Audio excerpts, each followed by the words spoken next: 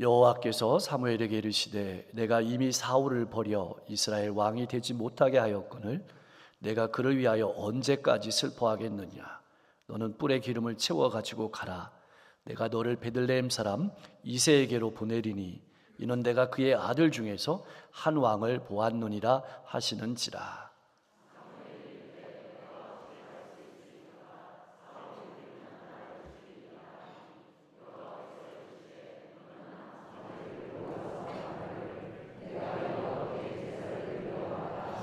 이새를 제사에 청하라. 내가 내게 행할 일을 가르치리니 내가 내게 알게 하는 자에게 나를 위하여 기름을 부을지니라.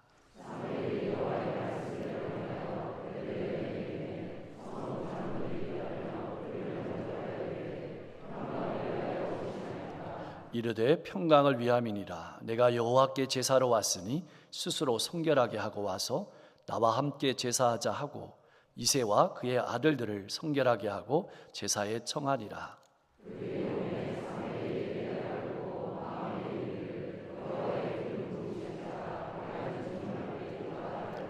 여호와께서 사무엘에게 이르시되 그의 용모와 키를 보지 말라.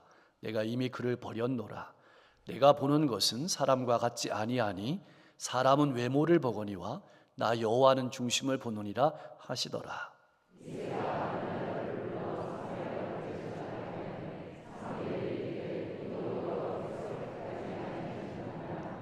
이새가 산마로 지나가게 하매 사무엘이 이르되 이도 여호와께서 택하지 아니하셨느니라 하니라.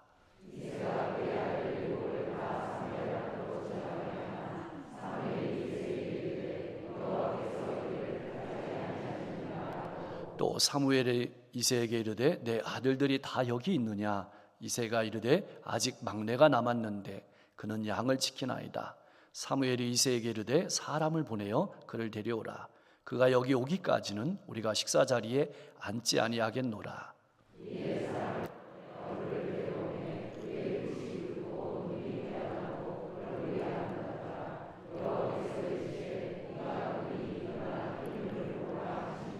(13절) 사무엘이 기름 뿔병을 가져다가 그의 형제 중에서 그에게 부었더니 그날 이후로 다윗이 여호와의 영에게 크게 감동되니라. 사무엘이 떠나서 라마로 가니라. 아멘. 사울 왕을 바라보는 사무엘의 마음이 어떤 마음이었을까 한번 생각을 해봅니다. 사무엘 선지자와 사울 왕은 오랫동안 좋은 관계를 유지해 왔습니다. 사울에게 기름을 부어 이스라엘 왕이 되게 했던 사무엘은 하나님이 사울을 버린 것에 대해서 매우 슬퍼했습니다. 사울 왕이 하나님의 말씀을 떠난 것에 대해서 매우 슬퍼했습니다. 그 슬픔이 앞장인 15장에 잘 표현되어 있는데 사무엘은 하나님께서 사울 왕을 버렸음을 두 번이나 선포했습니다. 그리고 15장 마지막 절을 보면 사무엘은 얼마나 슬펐는지 하나님께서 사울 왕을 버리셨음을 인해서 슬퍼하며 죽는 날까지 다시 보이지 않고 사울 왕을 보지 않고 슬퍼했다고 기록하고 있습니다. 사실 이러한 사무엘의 슬픔은 개인적인 슬픔만은 아니었습니다. 오히려 더 큰 슬픔은 사울 왕이 왕에서 폐위하고 난 후에 이스라엘은 어떻게 될 것인가, 그 이스라엘의 환난을 바라보며 슬퍼한 것이고 미래를 걱정한 것입니다. 그렇게 사울로 인해서 슬퍼하고 나라의 앞일을 걱정하며 슬퍼하고 있을 때 하나님께서 사무엘 선지자에게 나타나셔서 하신 말씀이 오늘 본문의 말씀인 겁니다. 하나님께서 이렇게 말씀하시는 겁니다. 내가 이미 사울을 버려 이스라엘 왕이 되지 못하게 하였거늘 내가 그를 위하여 언제까지 슬퍼하겠느냐.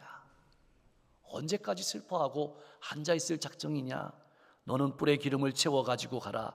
내가 너를 베들레헴 사람 이새에게로 보내리니 이는 내가 그의 아들 중에서 한 왕을 보았습니다 하시면서 사무엘을 보내시는 겁니다.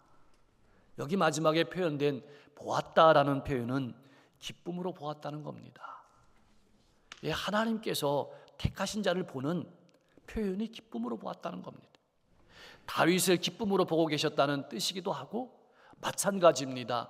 오늘 우리를 하나님께서 기쁨으로 보셨다는 것을 에베소서 1장 4절 5절은 이렇게 기록되고 있습니다. 우리 같이 한번 읽어보겠습니다. 곧 창세전에 그리스도 안에서 우리를 택하사 우리로 사랑 안에서 그 안에 거룩하고 흠이 없게 하시려고 뜻대로 우리를 예정하사 그리스도로 말미암아 자기의 아들들이 되게 하셨으니. 아멘. 사랑하는 성도 여러분, 혹 이 자리에 앉아 계신 여러분 중에 어려운 인생의 시간을 보내고 계신 분은 없습니까? 또는 사무엘처럼 사람으로 인해서 괴로워하고 계신 분은 없습니까? 슬퍼하고 계신 분은 없습니까? 주저앉아 계신 분은 없습니까? 그 자리에서 일어서십시오. 그런 아픔을 넘어서 승리를 향해 나아가도록, 미래를 향해 나아가도록 여러분들을 이 자리에 부르신 겁니다. 언제까지 슬퍼하겠느냐? 언제까지 앉아있을 작정이냐? 일어나 미래를 향해 나아가라고 사무엘에게, 오늘 우리에게 하시는 말씀이 본문의 말씀입니다. 그럼 왜 하나님께서는 슬퍼하지 말고 일어나 가라고 하시는 것일까요? 하나님께서는 사울을 버리시고 새로운 왕을 선택하셨기 때문입니다. 내가 그의 아들 중에서 한 왕을 보았노니라. 아들 중에서 한 왕을, 요 사이에는 나를 위하여라는 말이 생략되어 있습니다. 물론 이것이 한 왕을 선택하는 것이 다윗에게도, 이새의 집안에게도 축복이 되고 나아가서는 이스라엘 민족에게도 축복이 되겠지만, 보다 근본적인 것은 하나님께서 자신을 위해서 그렇게 하셨다는 뜻입니다.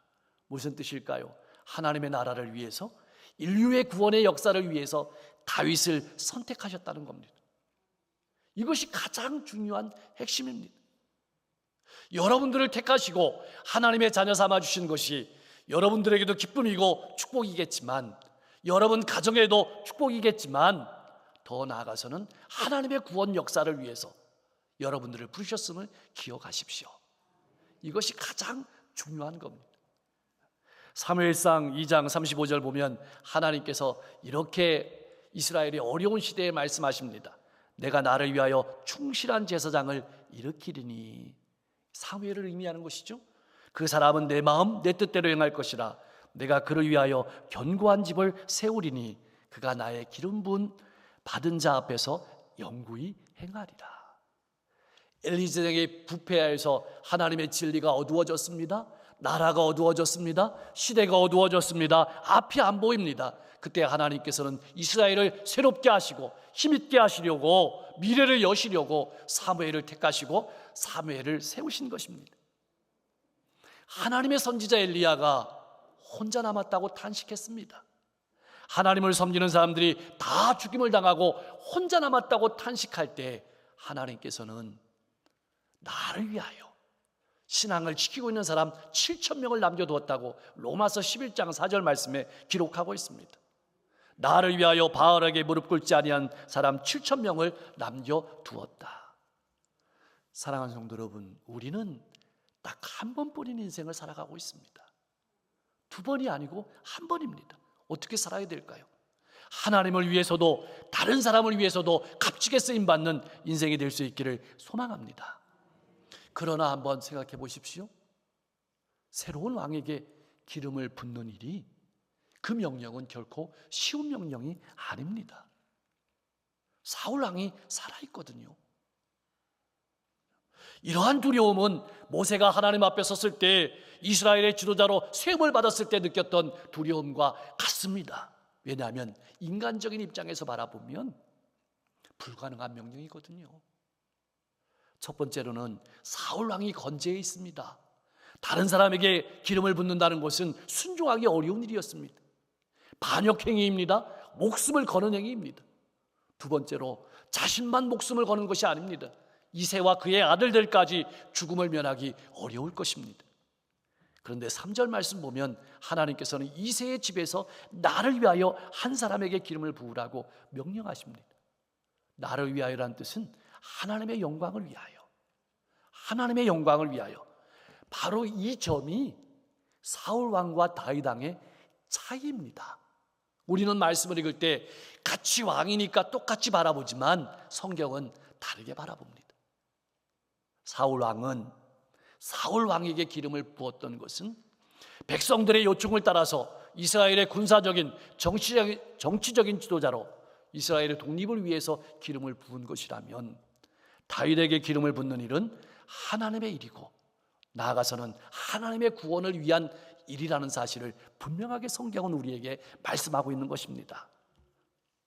생명을 잃을까 봐 두려워하고 있는 사무엘에게 하나님께서 말씀하십니다.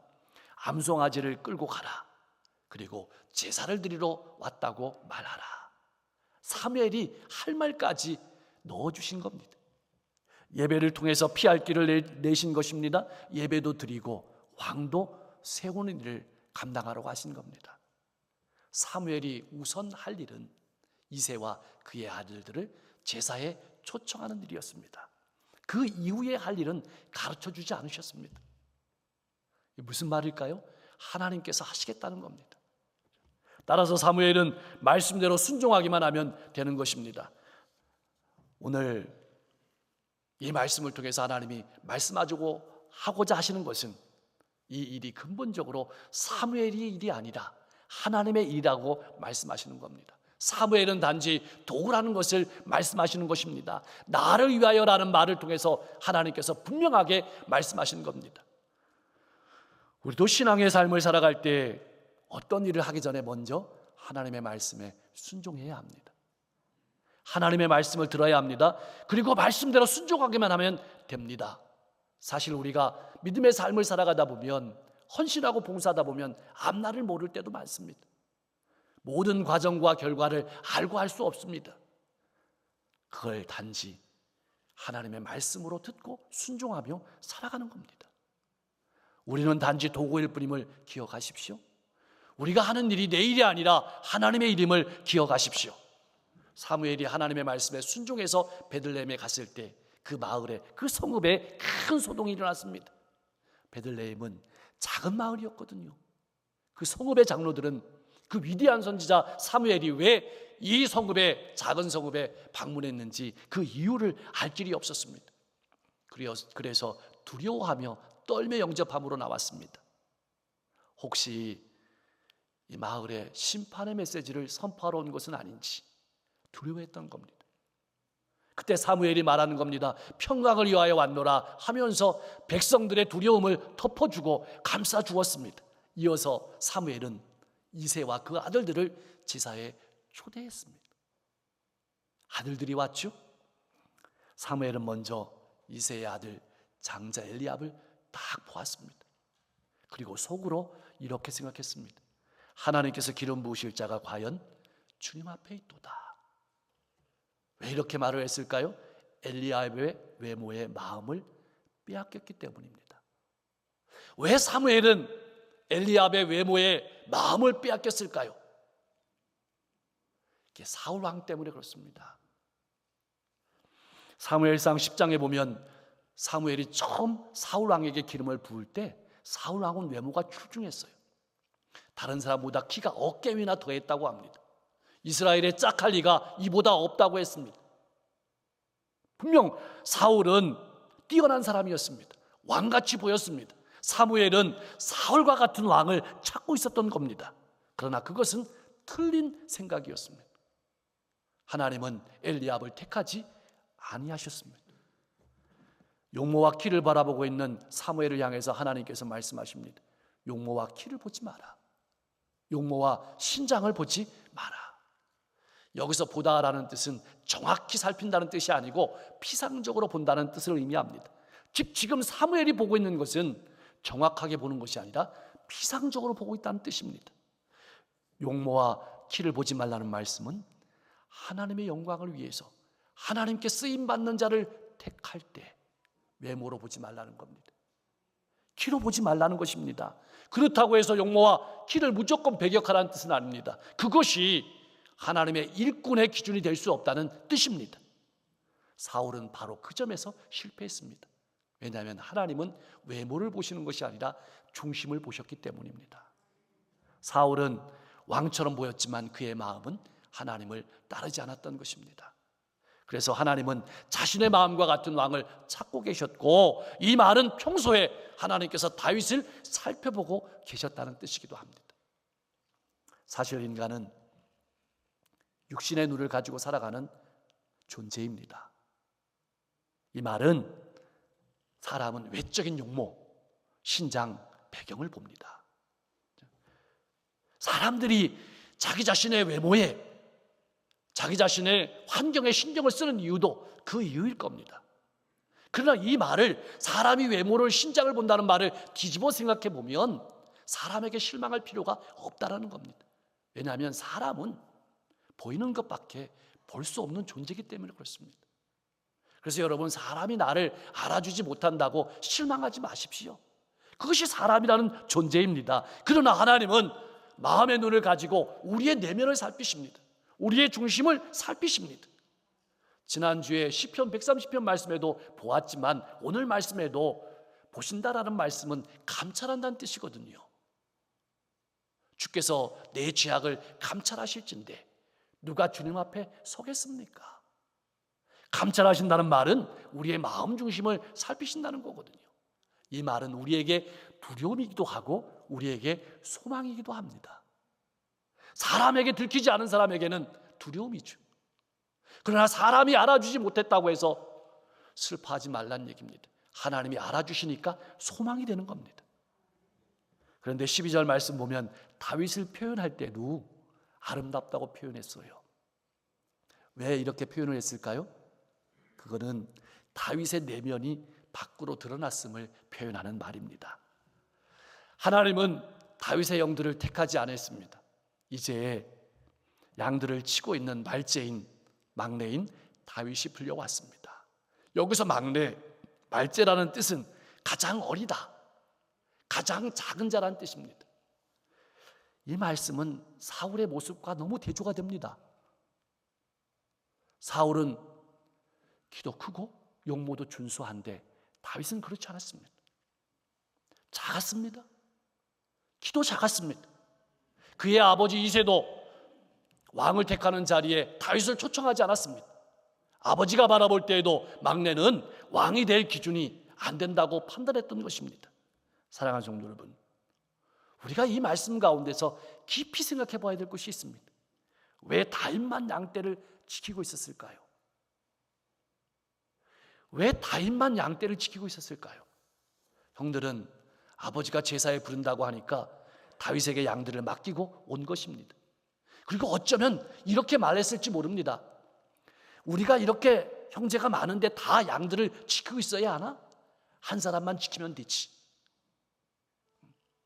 그러나 이새의 막내 아들 다윗이 사무엘 앞에 섰을 때 하나님은 사무엘에게 일어나 그에게 기름을 부으라고 하십니다. 바로 그가 사울 왕을 이어서 이스라엘의 다음 왕이 될 사람이란 뜻입니다.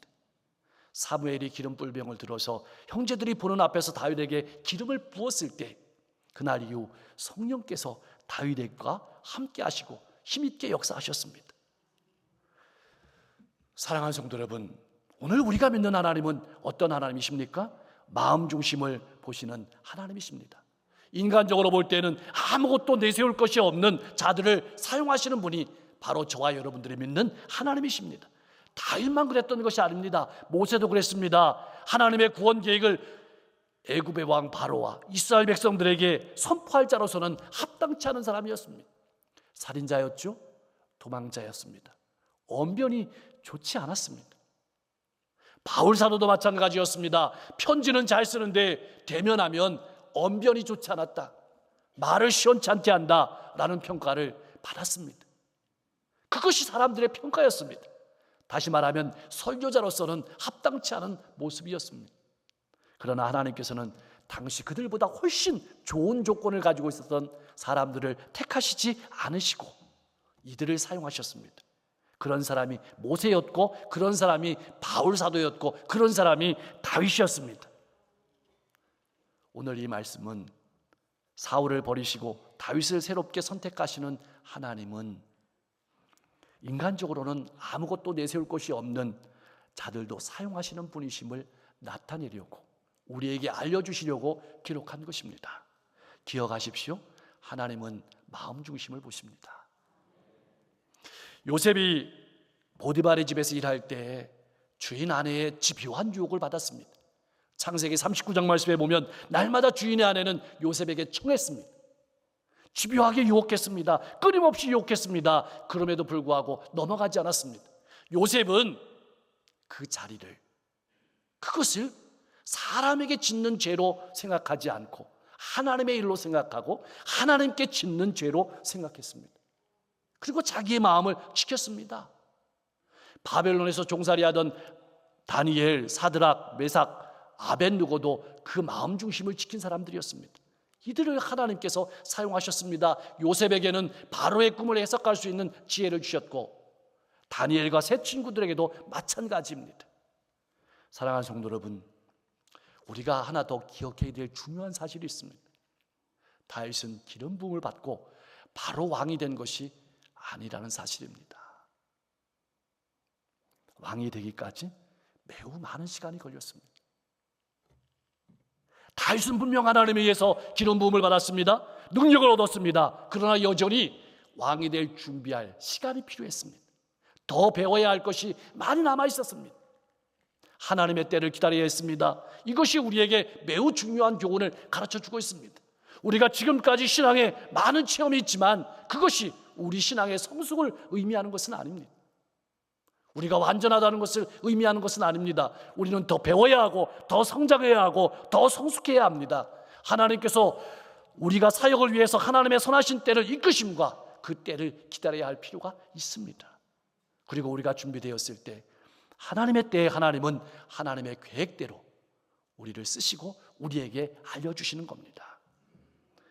처음에 다윗은 수금 타는 자로 세움을 받았습니다. 이것을 꼭 기억하십시오. 바로 전쟁 영웅이 된 것이 아닙니다. 작은 일에 충성하는 법을 배운 것입니다. 그래서 더 큰 일들을 맡게 된 것입니다. 사랑하는 성도 여러분, 내게 맡겨진 일을 작은 일이라고 절대 무시하지 마십시오. 하나님 앞에는 작은 일은 존재하지 않습니다. 모세는 40년 동안 미디안에서 묵묵히 양을 치면서 하나님의 때를 기다렸습니다. 요셉은 13년 동안 묵묵히 맡겨진 일에 최선을 다했습니다. 점점 더 안 돼 보이는 것 같은 상황이지만 하나님께서 나를 맡겨주신 일이라 바라보고 최선을 다했습니다. 다윗도 10대에 하나님의 부름을 받았습니다. 성서 주석학자들은 이렇게 다윗이 기름 부음 받았을 때를 약 15세 정도로 바라봅니다. 20세에는 골리앗을 물리쳤습니다. 그리고 사울의 미움을 받아서 쫓기는 생활을 많이 했습니다. 그리고 역사를 주관하시는 분이 하나님의 힘을 깨닫고 배웠기 때문에 사울을 죽일 수 있는 기회가 2번씩이나 있었음에도 불구하고 사울을 살려주었던 겁니다. 다윗이 위대하다는 것을 말하는 것이 아니고 하나님의 위대하심을 말하는 것입니다. 그리고 30세에 왕이 될 때까지 자신에게 맡겨진 일에 최선을 다했습니다. 여러분, 다시 한번 깊이 생각하십시오. 내게 맡겨진 일이 아무리 작아 보일지라도 최선을 다하고 신실하게 행할 때 다윗을 사용하시고 믿음의 선배들을 사용하신 하나님께서 여러분들을 통해서도 놀라운 일들을 이루어 가실 줄로 믿습니다. 자, 우리가 이 말씀을 통해서 던져야 될 가장 중요한 질문이 하나 남아 있습니다. 왜 이 다윗의 이야기를 우리에게 주시는 것일까요? 하나님은 우리의 마음 중심을 보시고 작은 일에 최선을 다하는 사람을 사용하시는 분임을 나타내려고만 하시는 것일까요? 여기엔 더 큰 의미가 있습니다. 다윗에게 관심하려고 기록한 것이 아니고 하나님에게 관심하려고 기록한 말씀이에요. 무슨 말씀이냐면 하나님의 구원 역사, 하나님의 구속의 역사는 하나님에 의해서 끊임없이 이어진다는 사실을 우리에게 말씀하고 있는 겁니다. 그 길과 그 과정 가운데 다윗이 서 있는 것입니다. 그 길과 과정 가운데 여러분과 제가 서 있는 것입니다. 우리 가정을 향한, 이 지역을 향한, 이 민족을 향한, 이 시대를 향한 하나님의 놀라운 구원의 계획 가운데 우리가 서 있는 겁니다. 그리고 그 계획 속에 이루실 하나님의 사람을 하나님께서 지켜보고 계시는 겁니다. 나를 통해서 이루실 하나님의 놀라운 구원 역사를 바라보면서 묵묵히 여러분에게 맡기신 자리에서 최선을 다하며 걸어가십시오. 다윗을 쓰신, 또 바울을 쓰신, 사무엘을 쓰신 하나님께서 여러분들을 사용하셔서 가정과 지역과 직장과 시대 가운데 하나님께 쓰시는 놀라운 축복의 통로가 되게 하실 줄로 믿습니다. 그런 주님의 성도님들 다 되실 수 있기를 주님의 이름으로 간절히 축원합니다. 하나님, 우리를 하나님의 자녀 삼아주시고 오늘까지 인도해 주시니 감사합니다.